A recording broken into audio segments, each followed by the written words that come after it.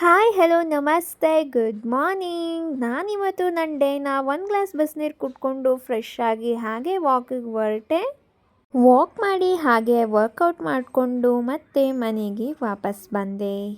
ಇವತ್ತು ನಮ್ಮ ಮನೆಯವರು ಕೆಲಸಕ್ಕೆ ಬೇಗ ಹೋಗಬೇಕಾಗಿದ್ದರಿಂದ ನಾನು ಫಸ್ಟು ಬ್ರೇಕ್ಫಾಸ್ಟ್ಗೆ ರೆಡಿ ಮಾಡಿಕೊಂಡೆ. ಆ್ಯಂಡ್ ಇವತ್ತು ನಮ್ಮ ಮನೇಲಿ ಬ್ರೇಕ್ಫಾಸ್ಟ್ ಬಂದು ರವೆ ಇಡ್ಲಿ. ಸೊ ಅದಕ್ಕೆಲ್ಲ ರೆಡಿ ಮಾಡಿ ಕಲಸಿಟ್ಕೊತಾ ಇದ್ದೆ. ಅದನ್ನು ನೆನೆಯಕ್ಕೆ ಬಿಟ್ಟು ಹಾಲನ್ನ ಕಾಯಕ್ಕೆ ಇಟ್ಕೊಂಡೆ. ಆಮೇಲೆ ಚಿಕ್ಕ ಬಾಕ್ಸಲ್ಲಿ ಸಕ್ಕರೆ ಖಾಲಿಯಾಗಿತ್ತು ಅಂತ ಅದಕ್ಕೆ ಸಕ್ಕರೆ ಹಾಕಿ ಮತ್ತು ನಾನು ಗ್ಲಾಸ್ಗೆ ಸಕ್ಕರೆ ಹಾಲು ಪೌಡರ್ ಬಿಸ್ಕೆಟ್ ಎಲ್ಲ ರೆಡಿ ಮಾಡಿ ಹಾಲು ಕಾದಿತ್ತು ಹಾಲು ಹಾಕ್ಕೊಂಡು ಹಾಲನ್ನ ಕುಡಿಯೋಕ್ಕೆ ಎತ್ಕೊಂಡು ಬಂದೆ. ಹಾಲು ಕುಡಿದು ಆದಮೇಲೆ ಸರಿ ಬ್ರೇಕ್ಫಾಸ್ಟ್ ರೆಡಿ ಮಾಡ್ಕೊಳ್ಳೋಣ ಅಂತ ನೀರನ್ನ ಕಾಯಕ್ಕಿಟ್ಟು ಪ್ಯಾಟರ್ನ ಪ್ಲೇಟ್ಗೆ ಹಾಕ್ಕೊಂಡು ನೀಟಾಗಿ ಎಲ್ಲ ರೆಡಿ ಮಾಡ್ಕೊತಾ ಇದ್ದೆ. ಬಿಸಿನೀರು ಕಾದಿತ್ತು, ಪ್ಯಾಟರ್ ಹಾಕಿದ ಪ್ಲೇಟ್ನ ಇಟ್ಟು ಬೇಯೋಕ್ಕೆ ಬಿಟ್ಟೆ.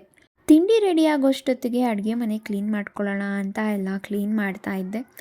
ಶೆಲ್ಫ್ ಎಲ್ಲ ಕ್ಲೀನ್ ಮಾಡಿ ಹಾಗೆ ಒಂದು ಸತಿ ಬ್ರಷ್ ಮಾಡಿ ವಾಲ್ನೆಲ್ಲ ಕ್ಲೀನ್ ಮಾಡಿಕೊಂಡೆ, ಗಲೀಜಾಗಿತ್ತು. ಕಿಚನ್ ವಾಲ್ ಎಲ್ಲ ಕ್ಲೀನ್ ಮಾಡಿದೆ.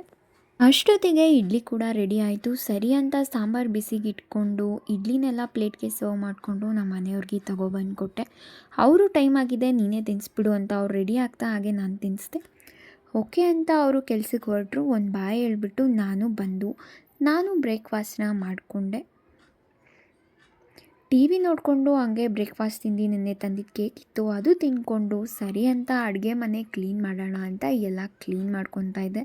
ಸ್ಟವ್ ತುಂಬ ಗಲೀಜಾಗಿ ಕಾಣಿಸ್ತಿತ್ತು ಅಂತ ಚೆನ್ನಾಗಿ ಬ್ರಷ್ ಮಾಡಿ ಕ್ಲೀನ್ ಮಾಡಿಕೊಂಡೆ. ಹಾಗೆ ಸ್ಟವ್ ಕೆಳಗಡೆ ಕೂಡ ಕ್ಲೀನ್ ಮಾಡಿಕೊಂಡೆ.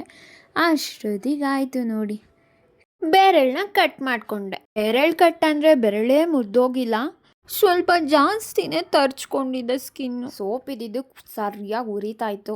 ಇರಿ ನಿಮಗೂ ತೋರಿಸ್ತೀನಿ ನೋಡಿ ಹೆಂಗೆ ರಕ್ತ ಬರ್ತಾಯಿದೆ. ಕೈ ನೋವಾಯಿತು. ಆಮೇಲೆ ವೀಡಿಯೋನೇ ಮಾಡಲಿಲ್ಲ.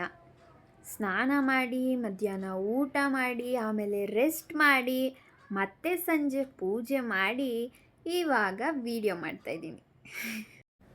ಓರಿಯೋ ಬಿಸ್ಕೆಟ್ ಇತ್ತು, ಅದಕ್ಕೆ ಏನಾದ್ರು ಒಂದು ಗತಿ ಮಾಡಬೇಕು ಅಂತ ಸರಿ ಅಂತ ಚೆನ್ನಾಗಿ ಕುಟಿ ಪೌಡ್ರು ಮಾಡಿಕೊಂಡು ಅದನ್ನು ಗ್ಲಾಸಿಗೆ ಹಾಕ್ಕೊಂಡು ಅದಕ್ಕೆ ಸ್ವಲ್ಪ ಶುಗರ್ ಆ್ಯಡ್ ಮಾಡಿಕೊಂಡು ಆಮೇಲೆ ಹಾಲು ಪೌಡರ್ ಕೂಡ ಆ್ಯಡ್ ಮಾಡಿಕೊಂಡು ಹಾಲನ್ನ ತಣ್ಣಗಿರೋದು ಯಾಕೆ ಬಿಸಿ ಮಾಡಿ ಹಾಕ್ಕೊಳ್ಳೋಣ ಅಂತ ಎಕ್ಸ್ಪರಿಮೆಂಟ್ ಮಾಡಿ ಬಿಸಿ ಮಾಡಿ ಆ ಓರಿಯೋಗೆ ಸ್ವಲ್ಪ ನೀರು ಹಾಕ್ಕೊಂಡು ಅದನ್ನು ಕಲಸಿ ಬಿಸಿ ಹಾಲನ್ನ ಸ್ವಲ್ಪ ಹಾಕ್ಕೊಂಡು ಅದನ್ನು ಕಲಸಿ ಓರಿಯೋ ಮಿಲ್ಕ್ ಶೇಕ್ ರೆಡಿ ಮಾಡಿದೆ. ಚೆನ್ನಾಗೇ ಇತ್ತು ಹಾಟ್ ಓರಿಯೋ ಮಿಲ್ಕ್ ಶೇಕು. ನೀವು ಟ್ರೈ ಮಾಡಿ, ಇಷ್ಟ ಆಗುತ್ತೆ.